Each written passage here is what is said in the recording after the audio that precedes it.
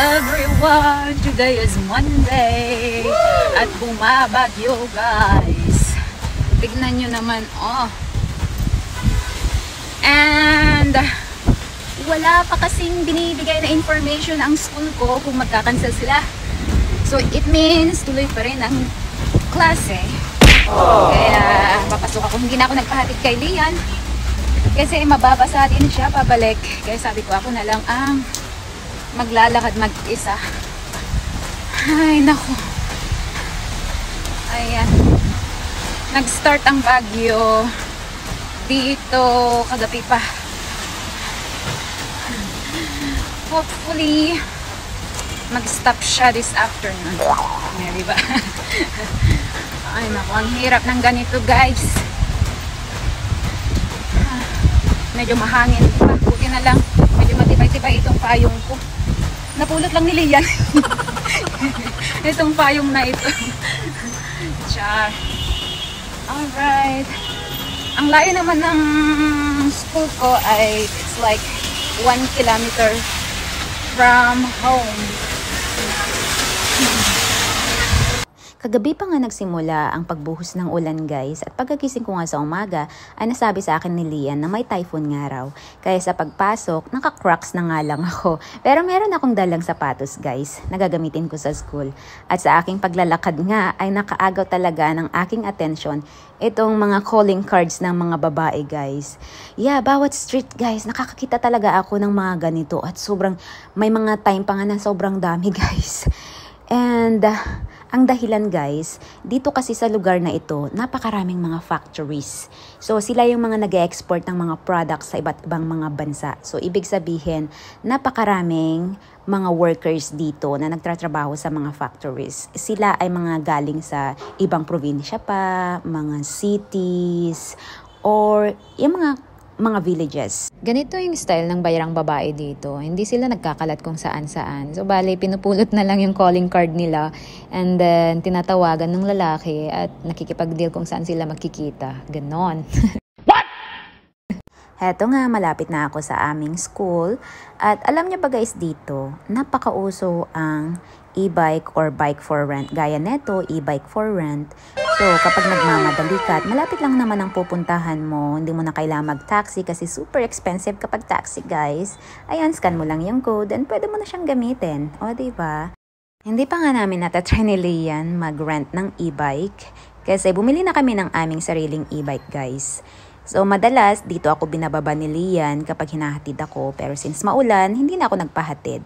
At ito naman ang aming school. Super basa ang aming playground for today dahil nga maulan.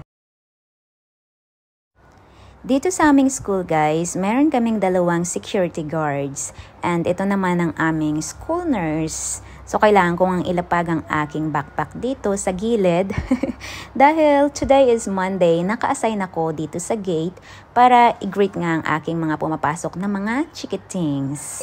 Ayan guys, every Monday, Tuesday, and Thursday ako naka-assign dito sa gate from 7:55 to 8:10 in the morning guys. Ayan, sinabihan ko nga yung isang teacher na videohan niya ako kahit saglit lang para may maipakita naman ako sa inyo guys. After 8:10, heto umakit na nga ako para i-prepare naman ang aking sarili. Ganon din ang mga lessons ko. And you see guys, yung mga bata dito na talaga sila kumakain ng breakfast. So it's very convenient talaga sa kanilang mga magulang, lalong-lalo na yung mga working parents. So hindi na nila talaga need mag-abala pa para pakainin ang kanilang mga anak. So binibihisan lang nila, then diretso na dito talaga sa school.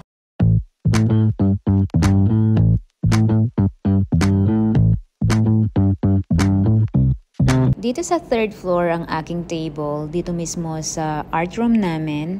And every time na pumapasok ako ay palagi kong tino-turn on itong 2 fans sa loob. Dahil ibang-iba talaga kasi guys yung amoy dito sa loob. Nagkahalo-halo kasi kulog guys. And oh my gosh, nakalimutan kong i-turn off ito fan sa bandang table ko. Ala! So ibig sabihin ng Friday pa to.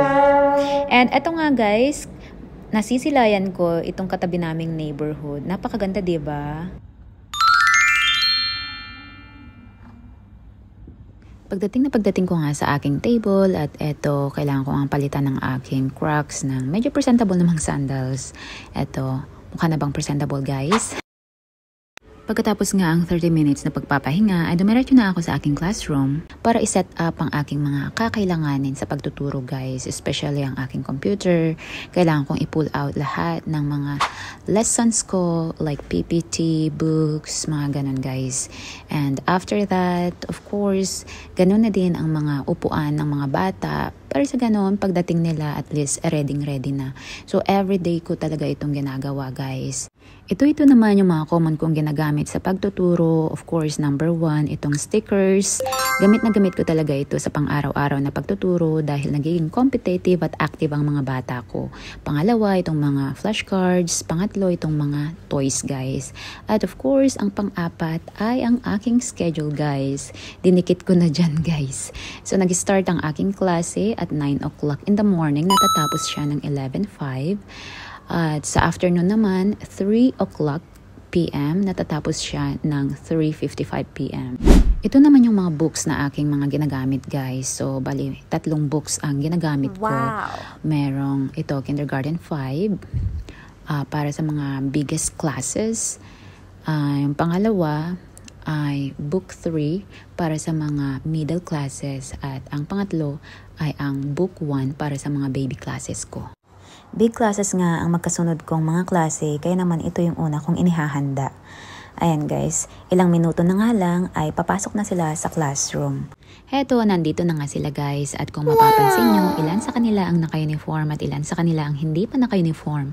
First month pa lang kasi ng first semester, kaya naman hindi pa ganun kay stricto. Heto na guys, mag-umpisa na ako magturo. Thank you for watching. Goodbye!